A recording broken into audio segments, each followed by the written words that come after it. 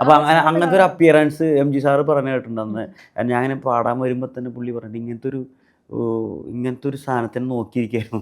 നമ്മുടെ ഈ vocal change ആവുന്ന ഒരു ദിവസം ഉണ്ടാവില്ല നമുക്ക്. അപ്പോൾ എൻ്റെ ധാരണ പാട്ടൊക്കെ നിൽക്കും നമ്മുടെ. അതുകൊണ്ട് എൻ്റെ ശബ്ദം മാറിയതുകൊണ്ട് എനിക്ക് പാടാൻ പറ്റില്ല. അങ്ങനെ വിചാരിച്ച് ഞാൻ അത് കുറേ നാൾ ഉപേക്ഷിച്ചു. പിന്നെ വീണ്ടും എന്നെ ആക്സിഡൻ്റലി ഈ ഐഡിയ സ്റ്റാർ സിംഗർ പ്രോഗ്രാമിൽ സെലക്ഷൻ കിട്ടിയതുകൊണ്ട് അങ്ങനെ പ്രൊഫഷണൽ ആയി പോയതാ.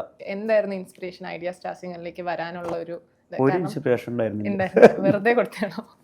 അല്ലല്ല, നമ്മളിപ്പോൾ പറയട്ടെ, ഇപ്പോൾ അപർണയ്ക്ക് ഇതുപോലത്തെ ചാൻസസ് വരുമ്പോൾ ട്രൈ ചെയ്യില്ലേ, അതുപോലെ ഞാൻ ട്രൈ ചെയ്തപ്പോൾ അങ്ങനെ ഞാനും എൻ്റെ ഒരുപാട് സുഹൃത്തുക്കൾ പാട്ടായിട്ട് ബന്ധമുള്ള കുറച്ച് ആൾക്കാരായിട്ട് ഞങ്ങളെപ്പോഴും ഇങ്ങനെ ഇൻ്റർവ്യൂസിനും, അന്ന് സ്റ്റാർ സിംഗർ ഭയങ്കര ക്ലിക്കായി നിൽക്കുന്ന സമയമല്ലേ, ആ സമയത്ത് ഞാനും ട്രൈ ചെയ്തു.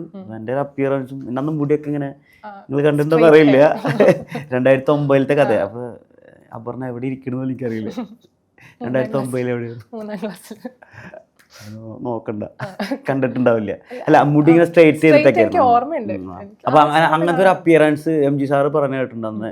ഞാൻ ഇങ്ങനെ പാടാൻ വരുമ്പോൾ തന്നെ പുള്ളി പറഞ്ഞിട്ട് ഇങ്ങനത്തെ ഒരു സാധനത്തിനെ നോക്കിയിരിക്കുകയായിരുന്നു. അല്ല, അത് അവർക്കൊരു അങ്ങനത്തെ ഒരാളെ ആവശ്യമായിരുന്നു. അത് നമ്മുടെ ഭാഗ്യത്തിന് ആളെ കിട്ടിയില്ലേ.